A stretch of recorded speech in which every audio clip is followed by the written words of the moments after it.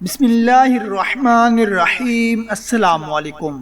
حضرت موسیٰ علیہ السلام کے زمانے میں بنی اسرائیل میں ایک عورت ہوا کرتی تھی جو انتہائی بدکار تھی۔ اس کام کے لیے اس نے اپنا ایک محل نما گھر بھی بنا رکھا تھا۔ اس عورت کے حسن و جمال کی تعریف دور دور تک پھیلی ہوئی تھی۔ ایک دن اللہ کا ایک عبادت گزار نوجوان بندہ عورت کے گھر کے قریب سے گزرا تو اس کی نظر اس عورت پر پڑ گئی۔ اب یہ نوجوان اس عورت پر ایسا دیوانہ ہوا کہ اس کا عبادت میں بھی دل نہ لگتا تھا۔ اس نوجوان نے اتنے پیسے جمع کیے کہ اس عورت کو دے کر اس سے ملاقات کر سکے۔ اس نوجوان نے اس عورت کو پیسے دیے اور اس سے ملنے چلا آیا۔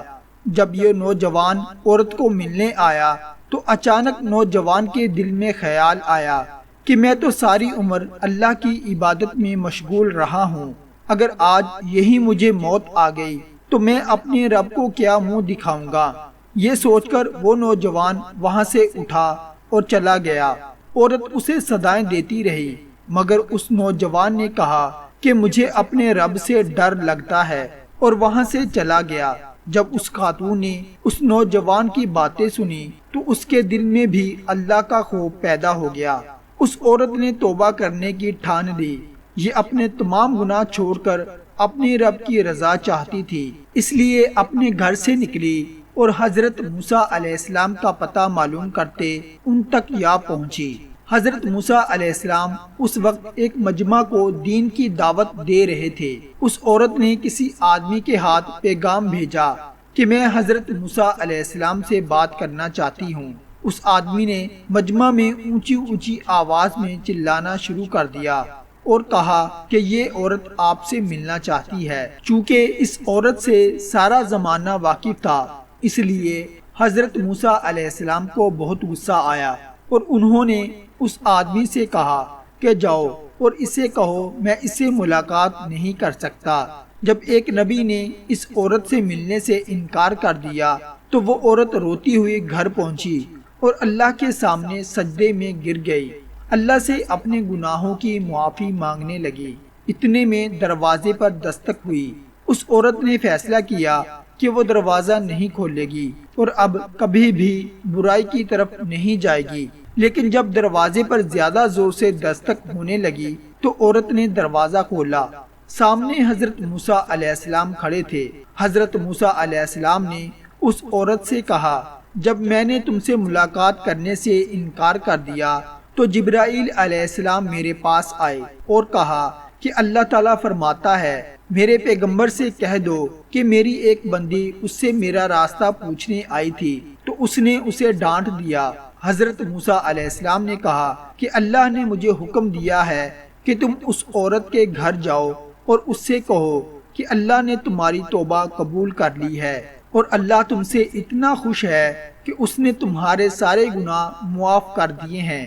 جب اللہ نے اس عورت کی توبہ قبول کر لی تو اس نے اپنی بستی کو چھوڑنے کا فیصلہ کر لیا۔ عورت اس نوجوان کا پتہ کرتے ہوئے اس کے گھر پہنچ گئی جس کی وجہ سے اس نے توبہ کی تھی۔ جب یہ عورت اس نوجوان کے گھر پہنچی تو گھر والوں نے بتایا کہ وہ اس وقت عبادت میں مشغول ہیں، تم یہیں رکو۔ جب وہ نوجوان عبادت سے فارغ ہوا تو اس کی نظر اس عورت پر پڑی تو وہ وہیں گر کر وفات پا گیا۔ اس نوجوان کی وفات کے بعد اس عورت نے اس کے گھر والوں کو ساری حقیقت بتا دی کہ کس طرح اس نے اس نوجوان کی وجہ سے توبہ کی ہے۔ اس عورت نے کہا کہ میں توبہ کرنے کے بعد اس نوجوان کے پاس اس لیے آئی تھی تاکہ میں اس سے نکاح کر سکوں۔ گھر والوں نے اس عورت کی رضامندی سے عورت کا نکاح اس نوجوان کے بڑے بھائی سے کر دیا۔ اللہ نے اس عورت کی توبہ اس انداز میں قبول فرمائی کہ اس عورت کو 7 بیٹے عطا کیے جو سب کے سب ولی بنے۔ اس عورت کے 7 بیٹے بنی اسرائیل میں بہت بڑے ولی ہوئے ہیں۔ امام اعظم حضرت امام ابو حنیفہ رضی اللہ تعالی عنہ کے ہمسائے میں ایک شخص رہتا تھا۔ وہ شخص چمڑے کے موزے بنایا کرتا تھا۔ وہ شخص دن بھر بازار میں اپنا کام کرتا اور جب رات ہوتی تو شراب پی کر واپس گھر آ جاتا۔ جب وہ شخص نشے میں بدمست ہو جاتا تو مختلف قسم کے اشعار زور زور سے گاتا اور گاتے گاتے تھک جاتا تو تب کہیں سوتا۔ امام اعظم حضرت امام ابو حنیفہ رضی اللہ تعالی عنہ ساری رات عبادت و ریاضت میں مصروف رہتے تھے اور وہ رات بھر اس شخص کی چیخو پکار سنتے لیکن خاموش رہتے۔ ایک دن حضرت امام ابو حنیفہ کے کانوں میں اس شخص کی آواز نہ آئی تو صبح امام ابو حنیفہ نے لوگوں سے دریافت کیا کہ کیا بات ہے، آج ہمارے پڑوسی کے یہاں سناٹا رہا۔ امام صاحب کو لوگوں نے بتایا کہ اس شخص کو رات کو گرفتار کر لیا گیا اور اب وہ قید میں ہے۔ یہ سن کر حضرت امام ابو حنیفہ خچر پر سوار ہوئے اور حاکم کے دروازے پر پہنچ گئے۔ حاکم کو جب اطلاع ملی کہ امام صاحب تشریف لائے ہیں تو اس نے حکم دیا کہ امام صاحب کو عزت کے ساتھ اندر لایا جائے۔ حاکم نے اٹھ کر خود حضرت امام ابو حنیفہ رضی اللہ تعالی عنہ کا استقبال کیا اور مسند پر اپنی جگہ پر بٹھا دیا۔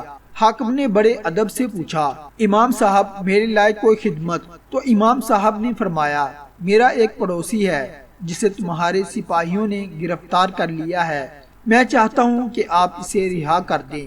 حاکم نے امام صاحب سے کہا، بشرو چشم، صرف وہی نہیں بلکہ آپ کی تشریف آوری کے اعزاز میں کل رات جتنے لوگ بھی گرفتار کیے گئے تھے ان سب کو رہا کرنے کا حکم دیتا ہوں۔ چنانچہ حاکم کے حکم کے مطابق تمام لوگ جو اس رات کو گرفتار کیے گئے تھے وہ رہا کر دیے گئے۔